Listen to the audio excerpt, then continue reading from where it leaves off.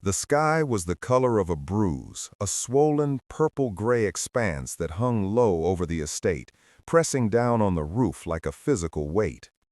I sat on my back porch, wrapped in a wool blanket that smelled faintly of mothballs and a time when I was still the master of this house. My name is Arthur Sterling. I am 80 years old, and lately I have begun to feel less like a man and more like a piece of furniture, something heavy, antique, and entirely in the way. I watched the steam rise from my empty coffee mug, dissipating into the cold Tuesday morning air. It was the only warmth I had left. 6 months ago, my son David and his wife Carla moved into the East Wing. "To take care of you, Dad," David had said, clapping a hand on my shoulder that felt less like affection and more like ownership. It sounded like love. It felt like an occupation. Since they arrived, the house I built 40 years ago, the house where I raised my children and buried my wife, had become a maze of whispers. They stopped talking when I entered a room. They changed the channel when I sat down. I was a guest in my own life, a ghost haunting the hallways of a future that didn't include me. My eyes drifted to the old oak tree at the edge of the lawn, its gnarled roots twisting into the earth like arthritic fingers. Mateo, my gardener for the last 20 years, was down on his knees working the soil. He was the only person left who looked me in the eye. He didn't see a stumbling old fool. He saw Arthur. Clank. The sound was sharp, metallic, and utterly out of place in the soft rhythm of a garden spade hitting dirt. I leaned forward, the wicker chair creaking beneath me. Mateo stopped. He wiped his brow with the back of a gloved hand and looked down. He struck the earth again. Clank. I called out, my voice raspier than I remembered. He didn't answer immediately. He dropped to his knees, disregarding the mud staining his trousers, and began to claw at the earth with his hands. I watched with a mild, detached curiosity. Probably an old pipe, or maybe a toy truck David lost 40 years ago. But when Mateo stood up, he wasn't holding a toy. He was holding a metal lockbox, about the size of a shoebox, rusted at the corners but still sturdy. It was covered in wet red clay. Mateo walked toward the porch, his pace slow, his face twisted in confusion.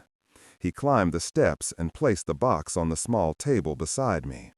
The smell of wet earth filled the space between us. "Mr. Arthur," Mateo said, his accent heavy, his voice low. "This was not deep, 6 inches maybe, and the dirt, it was loose, soft. Someone put this here recently." I stared at the box. My heart gave a strange, fluttery kick against my ribs. "Open it," I whispered. Mateo hesitated, then popped the latch. It wasn't locked. The lid creaked open, revealing a heavy-duty waterproof envelope sealed with tape. Mateo pulled it out and handed it to me. "For you, I think," he said. My hands trembled as I took the envelope.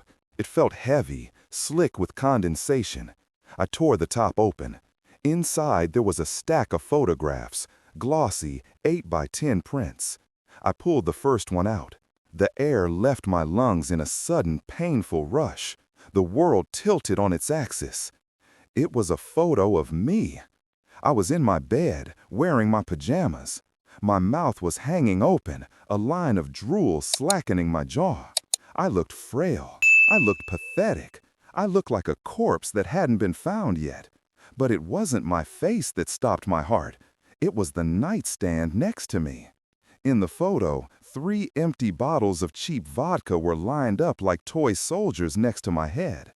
A scattering of prescription pills, orange, blue, white, littered the mahogany surface. A lit cigarette burned in the ashtray, a long trail of ash precarious on the tip. I stared at the image, my brain refusing to process the data. I hate vodka. I haven't touched clear spirits since 1974. And I have never smoked a cigarette in my life. The smell alone makes me nauseous. Mr. Mateo asked, stepping closer. I didn't answer. I couldn't. I shuffled to the next photo. Me, slumped on the living room sofa, Eyes rolled back in my head, a glass of amber liquid spilled on my chest. Next photo. Me, standing in the kitchen, looking disheveled, shouting at a wall. I flipped the photo over. On the back, in neat, looping cursive, someone had written a caption. I recognized the handwriting instantly. It was Carla's. October 12th. Dad confused again. Violent outburst. Found alcohol stash in the pantry. I flipped another. October 14th. Dad passed out at 2 p.m. Incontinent, unresponsive. I felt a wave of bile rise in my throat. These weren't candid moments. This was a portfolio. It was a manufactured dossier of a downfall that never happened. "They're framing me," I whispered, the words tasting like ash. "Mateo." I held up the photo of the vodka bottles. "I don't drink this." Mateo looked at the photo, then at me. His dark eyes widened. "Madre de Dios," he muttered. "It's not just evil," I said, my voice gaining strength from the sudden hot rush of adrenaline. My mind flashed back to dinner 3 nights ago.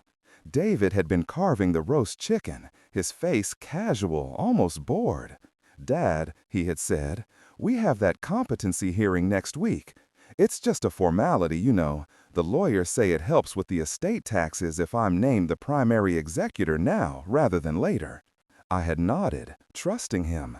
Trusting the boy I taught to tie his shoes.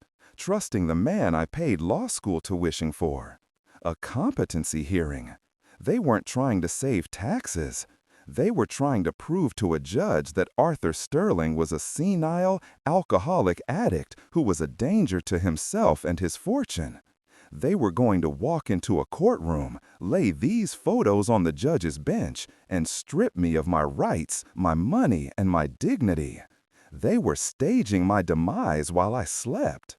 "They're framing me," I whispered, the words tasting like ash. "Mateo." I held up the photo of the vodka bottles. "I don't drink this." Mateo looked at the photo, then at me. His dark eyes widened. "Madre de Dios," he muttered. "It's not just evil," I said, my voice gaining strength from the sudden hot rush of adrenaline. My mind flashed back to dinner 3 nights ago. David had been carving the roast chicken, his face casual, almost bored. "Dad," he had said, "we have that competency hearing next week. It's just a formality, you know. The lawyers say it helps with the estate taxes if I'm named the primary executor now rather than later." I had nodded, trusting him. Trusting the boy I taught to tie his shoes. Trusting the man I paid law school tuition for. A competency hearing. They weren't trying to save taxes. They were trying to prove to a judge that Arthur Sterling was a senile, alcoholic addict who was a danger to himself and his fortune. They were going to walk into a courtroom, lay these photos on the judge's bench, and strip me of my rights, my money, and my dignity. They were staging my demise while I slept. I looked at Mateo, the dirt still on his knees, the only honest man left in my shrinking world. I felt a tear track through the deep lines of my face, not a tear of sadness, but of pure, distilled betrayal. I sat there, shivering in the cold, and a thought struck me so hard it almost knocked the wind out of me again. I spent 80 years building walls to keep the world out, to keep my family safe from poverty, from hunger, from the cruelty of strangers. I built a fortress of money and stone, but I never once imagined that I needed to build a wall to protect myself from the people inside the house. If you are listening to this, if you are sitting in a house you built, surrounded by family you trust, and you have handed over the keys to your life without checking the locks, don't make the mistake I did. Don't assume that blood is thicker than greed. If you have elderly parents, call them, check their medicine cabinets, ask them about their finances. And if you are the one getting older, keep your eyes open. Subscribe to this channel, because what I am about to do, How I am about to handle this box might just save your life one day." I looked back at the photos, the dates, October 12th, October 14th. I closed my eyes, searching the fog of my memory. October 12th. That was a Tuesday. I remembered feeling tired, unusual fatigue. I remembered Carla coming into the library where I was reading. She was smiling, that sweet plastic smile she wore like a mask. "Chamomile tea, Dad," she had said. "I added a little honey." I drank it. I always drank it. I wanted to please her. I wanted to be the easy father-in-law. 20 minutes later, the world had gone gray and soft. I had stumbled to bed. I had blacked out. She wasn't making me tea. She was drugging me. She was knocking me out, dragging my unconscious body around my own home like a prop, staging these tableaus of depravity, snapping photos, and then tucking me back in before the drugs wore off. My son, my David, he had to know. He lived here. He was either helping her arrange the vodka bottles, or he was looking the other way while she did it. I didn't know which was worse. "Mateo," I whispered, my voice stealing into something hard and sharp. Mateo looked at me, confused. "Mister?" "You didn't find this box," I said, locking eyes with him. "You found a rock, a big, stubborn root. Do you understand? If they know I found this—" I didn't finish the sentence. I didn't have to. If they knew I had the evidence of their fraud, the tea might not just put me to sleep next time. It might stop my heart. Mateo nodded slowly, his face grim. He understood. He reached out and touched my shoulder, a gesture of solidarity that meant more than 1,000 legal contracts. "See, Mr. Arthur, I found nothing." I quickly shoved the photos back into the envelope. I folded it in half and jammed it into the inside pocket of my thick wool cardigan. I kicked the rusted box under the wicker chair, hidden by the draping blanket.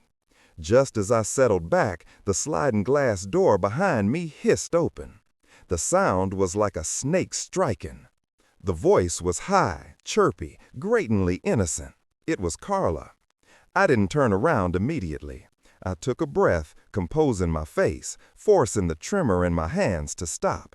I had to be the old man. I had to be the confused, tired burden. I turned. Carla was standing in the doorway, wearing her expensive designer yoga clothes, looking fresh and vibrant. Her blonde hair was pulled back in a perfect ponytail. In her hands, she held a steaming mug. "Carla?" she asked, stepping onto the porch. Her eyes darted around. I heard voices. She looked at Mateo. She looked at the fresh hole in the ground near the oak tree. Her eyes narrowed into slits. She was calculating. She knew something had been buried there. She had probably watched David bury it last night. "Just gardening, Carla," I said, my voice wavering just enough to sell the lie. "Mateo found a rock, a big, stubborn rock." I chuckled, a dry, dusty sound. Carla stared at me for a long beat. Her gaze felt physical, like she was peeling back the layers of my skin to see the secrets underneath. She looked at Mateo, who was busy wiping mud off his shovel, ignoring her. She relaxed, just a fraction. "Well, come inside," she said, lifting the mug slightly. "It's freezing out here." She smiled. "I made your tea, chamomile, just how you like it. You look tired, Dad." I looked at the mug in her hand. The ceramic was bright yellow, cheerful. It looked like a vessel of comfort. But I knew what it was. It was a weapon. It was the silencer they used to erase my memory and rewrite my history. I stood up. My knees popped. I felt the weight of the photos against my chest, burning through my shirt like a brand. I knew that if I drank that tea, there would be more photos tonight. Maybe tonight I would be found with a needle in my arm. Maybe tonight I would fall down the stairs. I was standing on the precipice. I could run. I could scream for the neighbors. But I am Arthur Sterling. I do not run from my own home. "I'm coming," I said. I shuffled toward her, hunching my shoulders, playing the part. I walked past her, smelling the lavender of her laundry detergent and the faint chemical scent of the tea. "Thank you, Carla," I murmured as I stepped over the threshold. I walked into the house, into the belly of the beast, clutching the proof of their treachery against my heart. I was terrified. My pulse was thumping in my ears like a war drum. But for the first time in 6 months, I wasn't confused.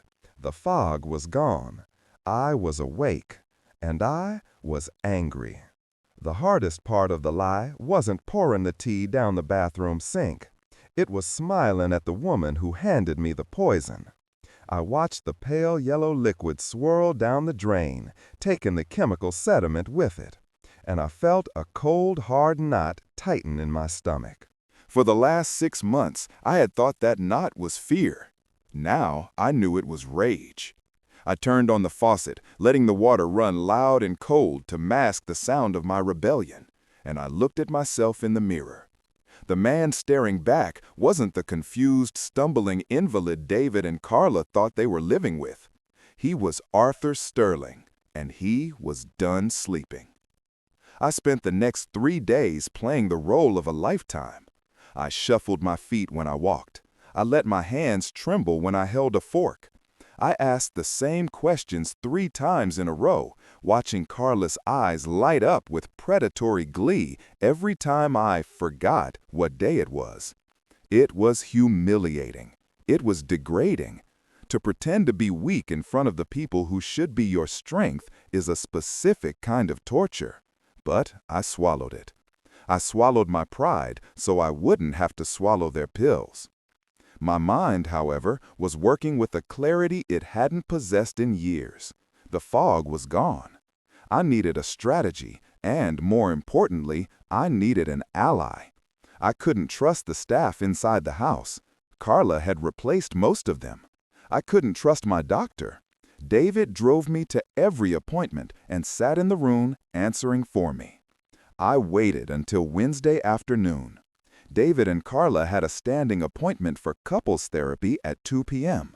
I suspected it was actually a standing appointment with their estate attorney to finalize the paperwork for my competency hearing. The moment their car cleared the gates, I went to the landline in the study. I didn't call the police. I called the one man who owed me nothing but loyalty. A man who had fought in the trenches of corporate law with me for 30 years. Saul Berkowitz.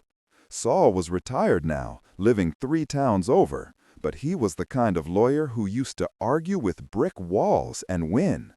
He picked up on the 3rd ring. "Arthur?" he asked, his voice gravelly and surprised. "I haven't heard from you since the Christmas party."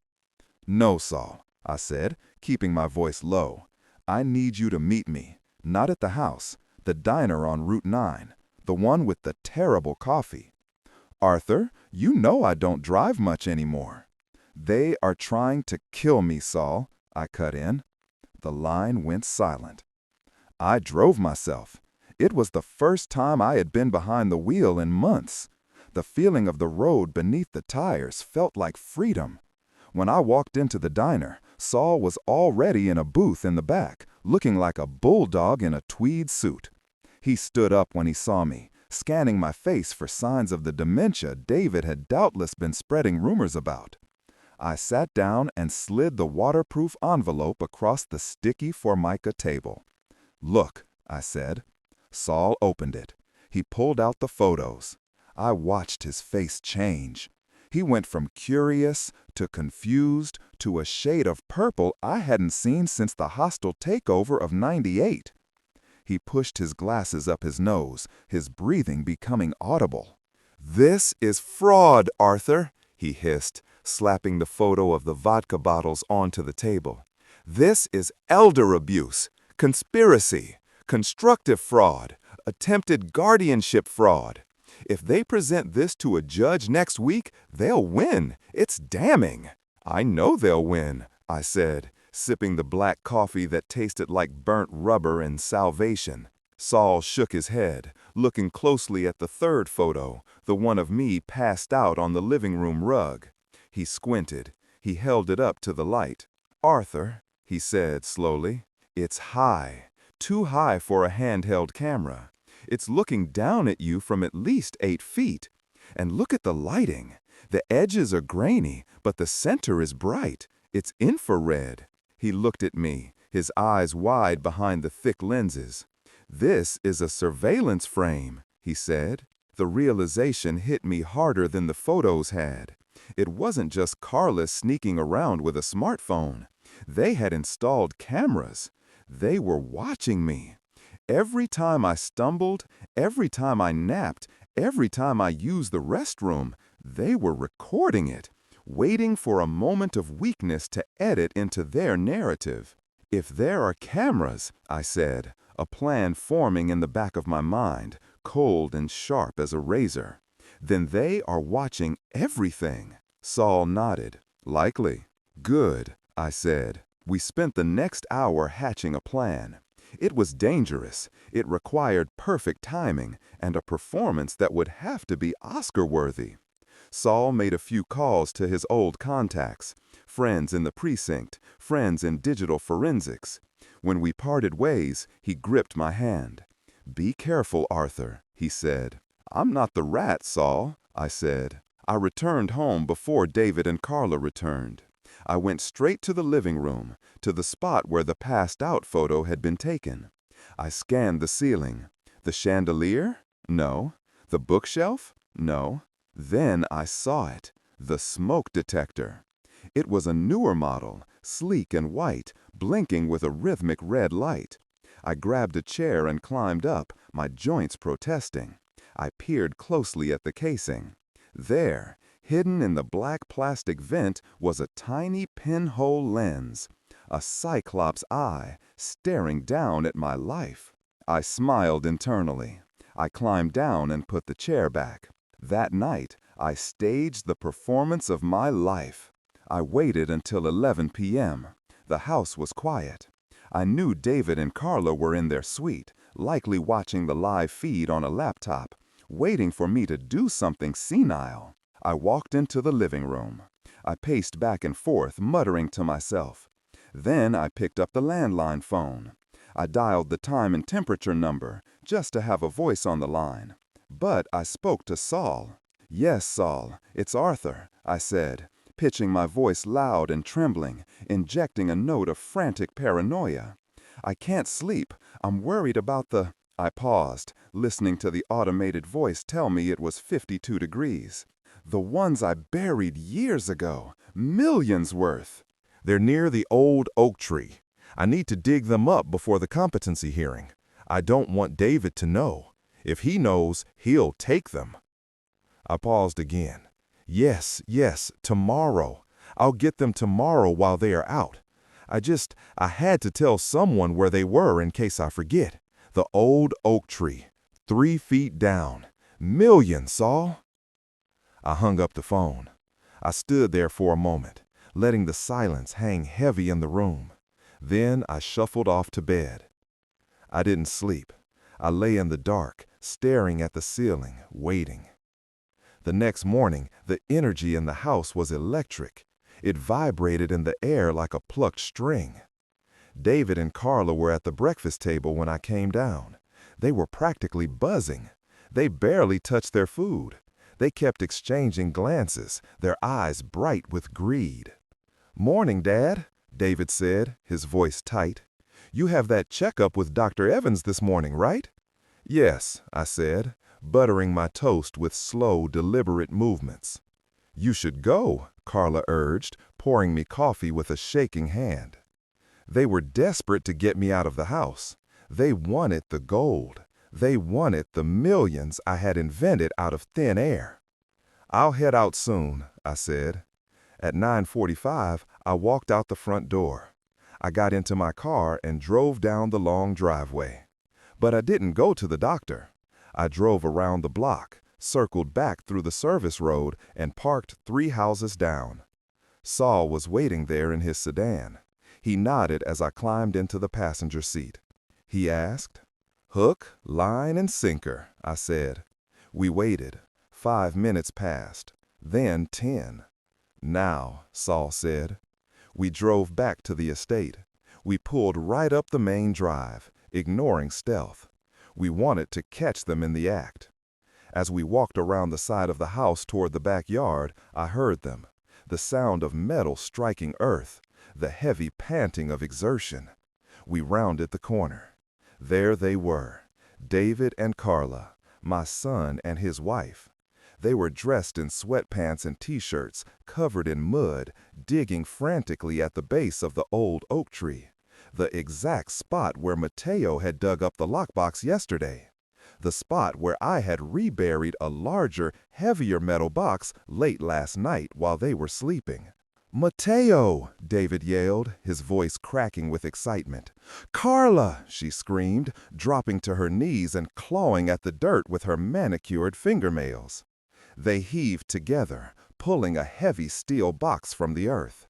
They were cheering, high-fiving each other, their greed naked and disgusting. It was a grotesque display. They thought they had just found their inheritance. They thought they had won. Carla shrieked. David pried the latch open with a shovel. He threw the lid back. They froze. There was no gold. There were no Krugerrands.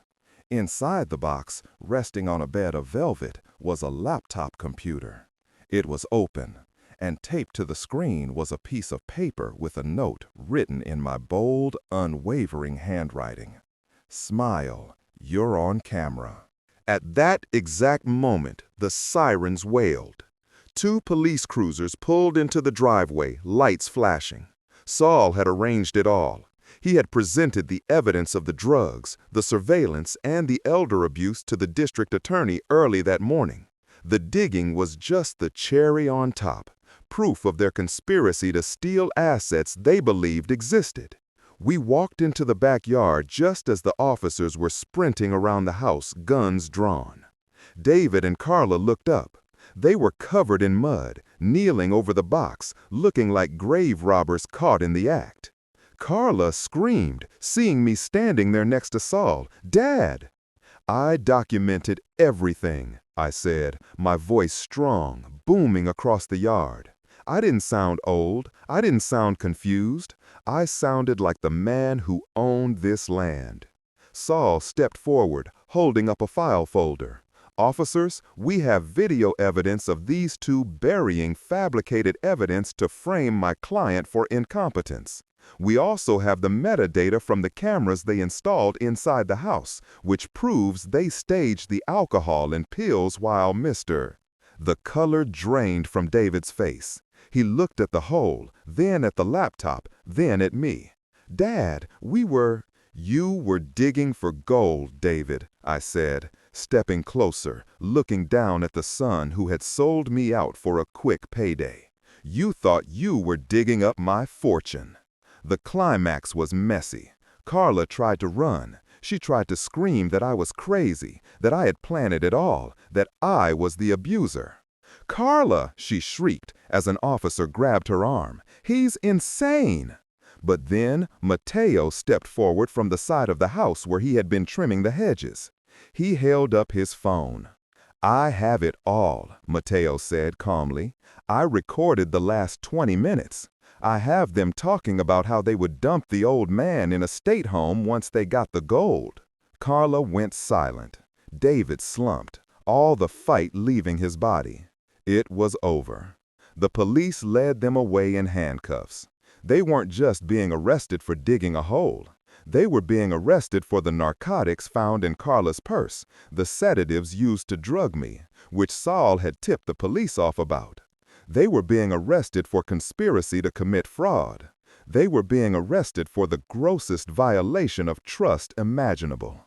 I stood on the porch, watching the squad cars drive away, the red and blue lights reflecting off the windows of my empty house.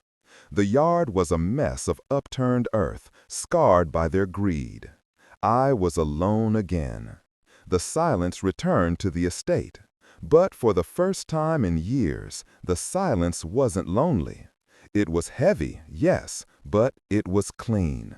It was the silence of a war that had ended. I was free. I looked at Mateo. He tipped his hat, a small smile on his face. I looked at Saul. He nodded, closing his briefcase. "It's done, Arthur," Saul said softly. "It's done," I repeated. I turned and walked back inside. My house. My house. I walked into the kitchen, picked up the box of chamomile tea bags from the counter, and dumped them into the trash. Then I went to the sink and poured the rest of the brewed tea down the drain. I watched it swirl away, just as I had watched my son's car disappear down the drive. I would never sleep soundly again. You don't recover from seeing your own child try to bury you. But at least now, when I closed my eyes in my own bed, in my own home, I knew exactly who was watching. And they were watching from a jail cell.